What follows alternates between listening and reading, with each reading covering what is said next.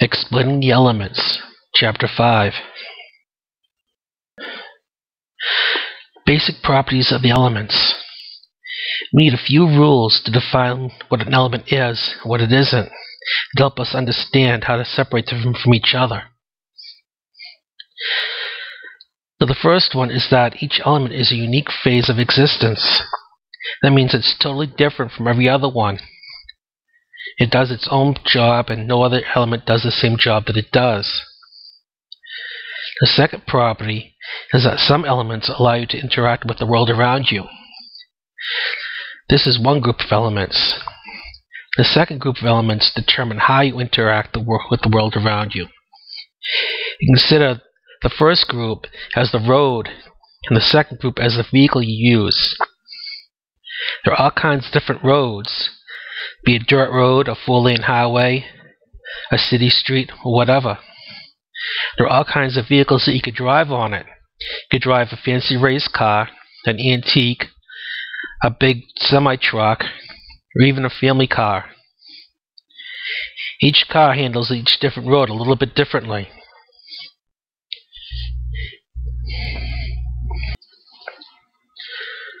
Step 1. Definitions. Taking the idea of the cross into consideration, we need an element to start with. In this case, we use the physical elements. The physical elements allow you to exist within the world around you. They give you the ability to interact with the world around you. Now, for my illustration of the physical elements, I've used matter as the first element. This represents the idea of Earth.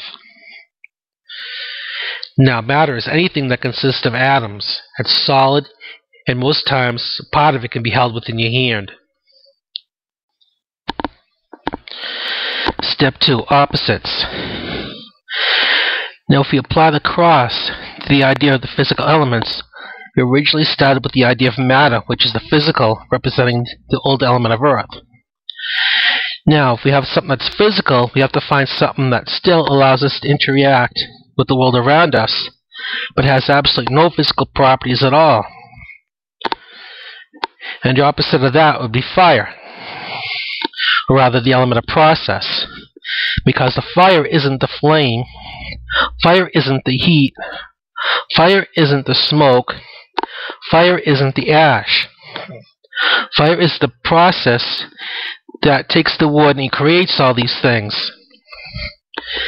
Therefore, a process creates, destroys, or changes something. We have process as the opposite of matter. Step 3. The cross. If you look at the illustration, I've added two new elements called space and binding. Now, space, that's the area between objects. Even in the smallest particle of an atom, you have area, or space, between all of the parts of the atom. Now, bonding, that's the force that brings two objects together.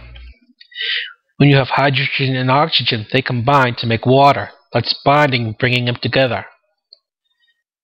For those people who are influenced by the moon, that force that influences them is binding.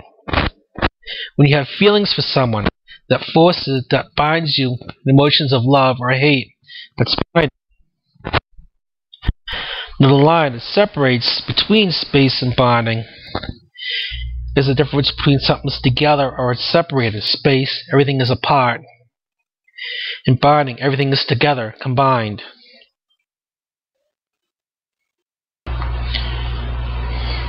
Now, we have the spiritual elements. The spiritual elements influence how you act. Now, step 1, the definitions. We need a basic element, which is easily understood. So I use the element of desire. That comes from within. When you go to a supermarket or a store and you see something that you want, that's desire that makes you want it. All your compulsions and obsessions are also considered part of desire. Those things come from within and make you want to act. Step 2, opposites. First, we have the element of desire, which is an eternal need to do something. Now we have to make a line. So if one is internal need to do something, the other side must be a lack of internal need to do something. So the element opposing desire is letting go, the ability to ignore or not need anything.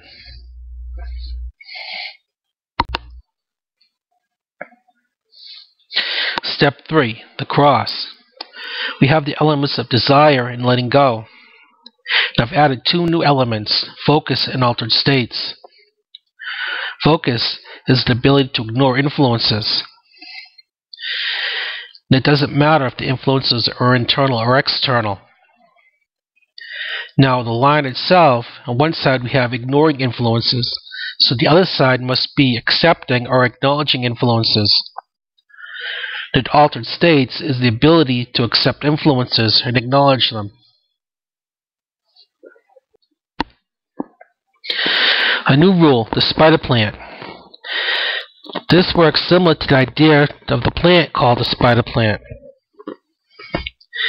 It's a collection of 4 crosses connected by a single idea. It works on the idea of the cross.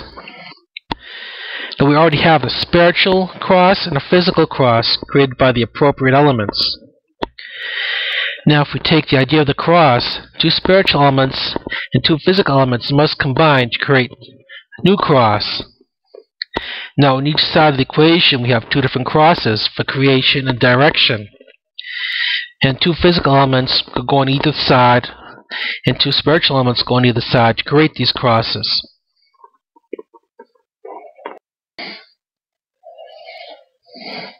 Here we have the cross of creation. It has the 2 physical elements of matter and process. It has the 2 spiritual elements of letting go and desire. Now using these 4 elements, we have the effect of being able to create or destroy something. It's the equivalent of Einstein's E equals mc squared.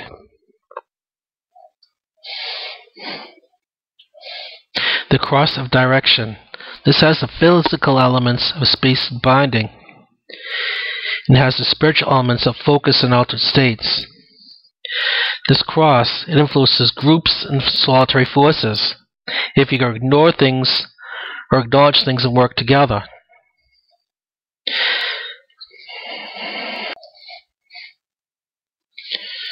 Some additional information to be aware of. The physical elements have both internal and external aspects. Spiritual elements can be controlled as well as control. All the elements have different kinds of meditations. Now this information and more, as explaining more in detail about the different types of elements, will be added in different videos yet to come.